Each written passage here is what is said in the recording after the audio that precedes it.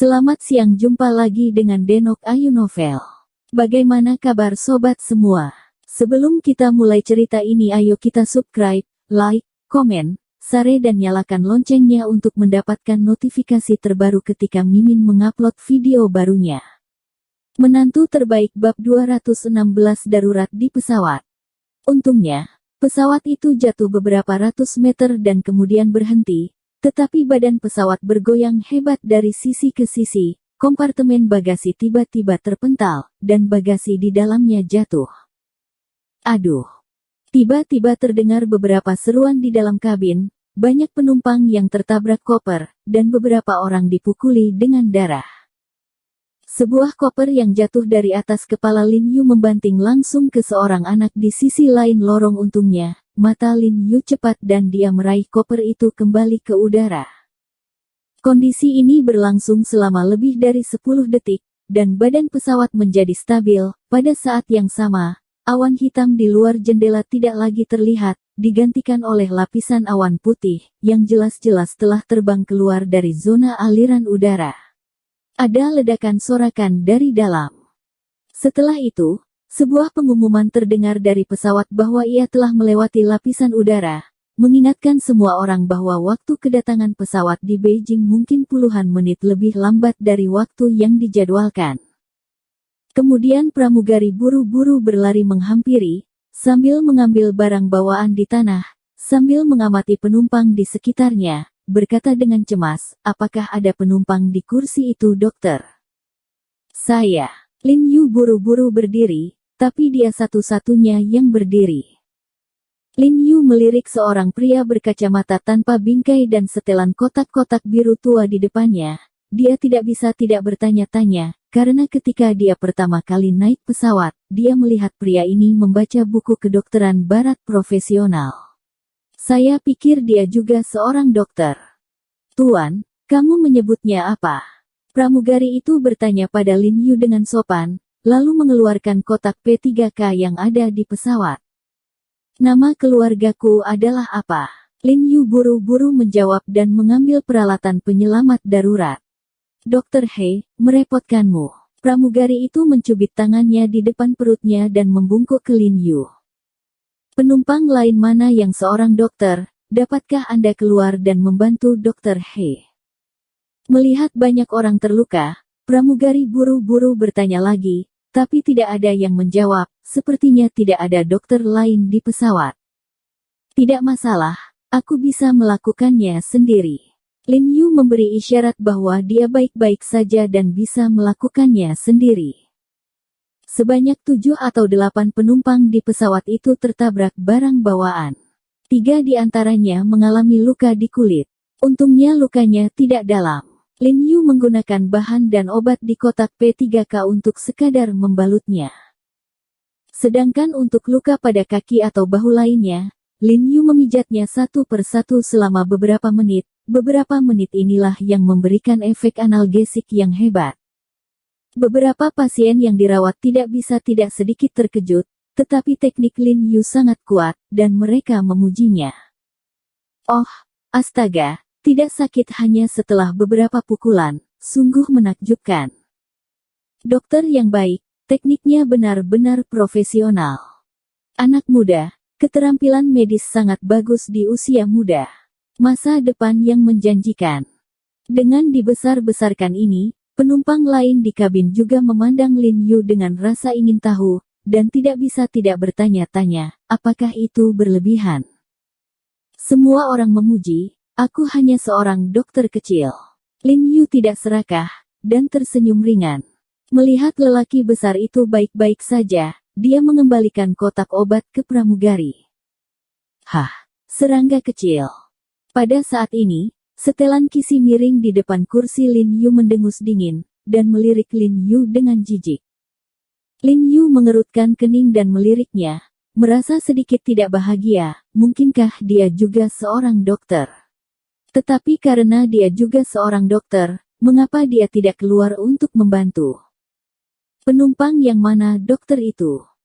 Pada saat ini, seorang pramugari buru-buru datang dari kabin kelas 1 dan berkata dengan tergesa-gesa, seorang penumpang tua di kabin kelas 1 ketakutan dan tiba-tiba jatuh sakit dan membutuhkan pertolongan. Ketika semua orang melihat pramugari, mata Kiki berbinar. Mereka melihat pramugari itu tinggi dan memiliki wajah yang indah dengan riasan tipis. Dia hampir menyamai bintang-bintang besar di TV, dan temperamennya sangat baik. Luar biasa, semacam menakjubkan yang menakjubkan.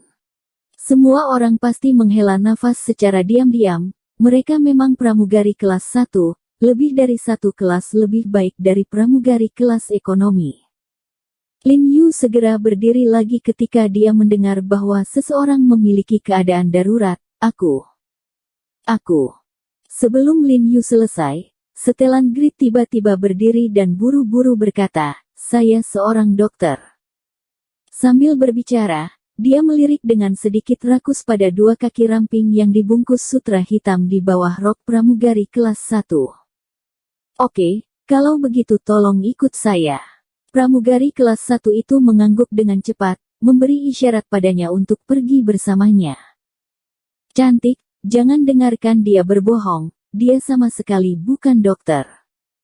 Pada saat ini, seorang bibi yang terluka oleh barang bawaan menutupi kepalanya yang baru saja dibungkus oleh Lin Yu dan berteriak, berbalik dan melirik setelan Grid dengan marah. Ya, dia bukan dokter. Pura-pura jadi. Seorang pria paruh baya lainnya juga berteriak. Dia juga memperhatikan tatapan celaka dalam setelan kotak-kotak. Jelas terlihat bahwa pramugari itu cantik dan ingin mengambil kesempatan untuk menyamar sebagai dokter untuk memenangkan hati mereka. Pramugari kelas 1 memandangnya dengan curiga dan bertanya, Tuan, apakah Anda seorang dokter? Saya harap Anda tidak mengolok-olok kehidupan orang lain. Saya seorang dokter. Jika Anda tidak mempercayai saya akan menunjukkan kredensial saya. Setelan Grid tiba-tiba menjadi cemas, dan sambil mengeluarkan ide dari tasnya, dia menjelaskan, saya seorang dokter di rumah sakit pertama Universitas Beijing. Dia mengeluarkan id-nya dan mengguncang semua orang. Lalu kenapa kamu tidak keluar untuk membantu menyelamatkan orang? Bibi yang menanyai dia pada awalnya bertanya dengan marah. Artinya, mengapa Anda tidak keluar untuk membantu menyelamatkan orang? Baru saja pramugari menyebut Anda bahwa Anda acuh tak acuh. Dasar dokter sialan kamu. Interogasi Bibi membuat penumpang lain langsung sedikit kesal, dan mereka menuduh mereka berjas kotak-kotak.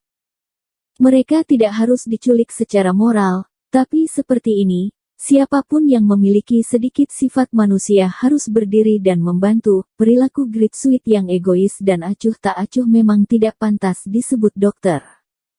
Grid Sweet dituduh oleh pria besar itu, wajahnya memerah, dan mulutnya dengan kaku membela, Aku sedikit pusing sekarang. Cantik, jangan dengarkan dia. Pria ini tidak pandai dalam keterampilan medis bahkan jika dia seorang dokter. Saya sarankan Anda menelepon pria itu sekarang. Bibi dengan cepat merekomendasikan Lin Yu kepada pramugari kelas 1, dan berbalik dan menunjuk ke arah Lin Yu. Menyetujui berkata, luka kita semua disembuhkan oleh pemuda ini, dan keterampilan medisnya bagus. Ya, pemuda ini memiliki keterampilan medis yang hebat. Dan mereka memiliki etika kedokteran yang baik. Artinya, itu 1000 kali lebih kuat dari beberapa makhluk berdarah dingin. Orang-orang yang terluka juga menggemakan Lin Yu dan membual. Semua orang memuji, aku hanya tahu sedikit tentang obat. Lin Yu sedikit malu dengan pujian semua orang, dan buru-buru melambai pada semua orang. Tuan, kamu menyebutnya apa? Tanda tanya. Pramugari kelas 1 tersenyum pada Lin Yu, matanya lembut. Dari apa yang dikatakan semua orang, dia sudah memahami situasi umum, tampak jelas bahwa Lin Yu baru saja melangkah maju untuk menyembuhkan semua orang, jadi dia tidak bisa membantu tetapi merasa sedikit lebih menyukai Lin Yu. Siapa nama belakangku? Kata Lin Yu buru-buru. Bagaimana dengan Anda, Pak? Pramugari kelas 1 menoleh untuk melihat setelan kotak-kotak. Nama saya Bian Yang, ini kartu nama saya. Jas yang diperiksa dengan cepat mengeluarkan kartu nama dan menyerahkannya kepada pramugari kelas 1, yang menerimanya karena kesopanan. Menjadi domba. Lin Yu mengerutkan kening ketika dia mendengar nama itu, dan tidak bisa tidak menghela nafas, itu benar-benar tepat. Terima kasih kalian berdua, ikut aku. Pramugari kelas 1 dengan cepat membawa Lin Yu dan Bian yang ke kabin kelas 1. Bian yang mengikuti di belakang pramugari kelas 1, menatap pantat yang lain. Lin Yu bisa mendengar dia menelan air liur, dan jejak penghinaan ada di hatinya. Dibandingkan dengan kelas ekonomi, first class jauh lebih mewah, dan ruang pribadi penumpang jauh lebih besar, dan setiap kursi bisa diletakkan rata. Lin Yu tampak sedikit iri, berpikir bahwa Sister Yan benar-benar pemilih, tidak mau membelikannya kabin kelas 1. Bibi, jika kamu bersikeras, kami akan segera memanggil dokter. Pada saat ini, seorang pria berseragam kapten sedang membungkuk untuk menghibur seorang wanita tua yang duduk di kursi depan. Dia adalah kapten penerbangan ini. Setelah pramugari keluar, dia menyerahkan pesawat kepada asisten kapten untuk pilot, dan datang untuk menemani wanita tua itu secara langsung. Rambut wanita tua itu agak abu-abu, dan sepertinya usianya sudah lebih dari 60 tahun. Dilihat dari pakaiannya, dia pasti kaya atau mahal. Saat ini, wajah dan bibirnya pucat, alisnya berkerut, tangannya menutupi dadanya dengan erat, napasnya agak pendek, dan dia tampak sangat kesakitan. Lin Yu meliriknya dan menilai bahwa gejala wanita tua itu adalah iskemia miokard akut, dan berkata, orang tua ini seharusnya. Ini iskemia miokard akut. Sebelum Lin Yu bisa menyelesaikannya, Bian yang bergegas ke orang tua itu dan buru-buru bertanya, Bibi, apakah kamu merasakan dada sesak, nyeri dada, dan kesulitan bernapas? Wanita tua itu tidak bisa berkata-kata dan mengangguk dengan tergesa-gesa. Hebat, saya ahli dalam bidang ini. Bian yang sedikit bersemangat. Saat berbicara, dia mengeluarkan sekotak obat dari sakunya dan berkata, untungnya, saya membawa sebotol Diaosing Suekang, dan akan efektif segera setelah meminumnya. Kulit Lin Yu berubah ketika dia mendengarnya, dan dia buru-buru berhenti, tidak. Dilihat dari penampilan lelaki tua ini, kurasa dia memiliki gejala bradikardia. Jika kamu memberinya Diaosing Suekang, itu mungkin tidak hanya tidak memiliki efek terapeutik, tapi malah akan memperburuk gejalanya. Apakah kamu mencoba menertawakanku? Kamu dapat melihat sekilas apakah dia bradi. Apakah kamu seorang dewa? Bian yang mencibir pada Lin Yu. Orang kelas ekonomi itu baru saja memegang Lin. Dia melihat Lin Yu kesal ketika dia diu, dan sekarang di hadapan kecantikan besar ini di kelas 1, anak ini masih ingin pamer, jangan pikirkan itu. Tidak, dua tuan, siapa Anda dokter? Pada saat itu, kapten bertanya dengan agak bingung, apakah Anda punya dokumen? Ya, anak Anda mengatakan bahwa Anda adalah seorang dokter, apakah Anda memiliki sertifikat? Bian yang berdiri dengan canggung, memberi Lin Yu dengan marah, dan kemudian menyerahkan surat kepercayaannya kepada kapten. Ketika kapten melihat kata-kata, Rumah Sakit Pertama Universitas Beijing, di sertifikat, dia langsung senang. Tahukah Anda, Rumah Sakit Pertama Universitas Beijing adalah rumah sakit kelas A3 teratas di Beijing.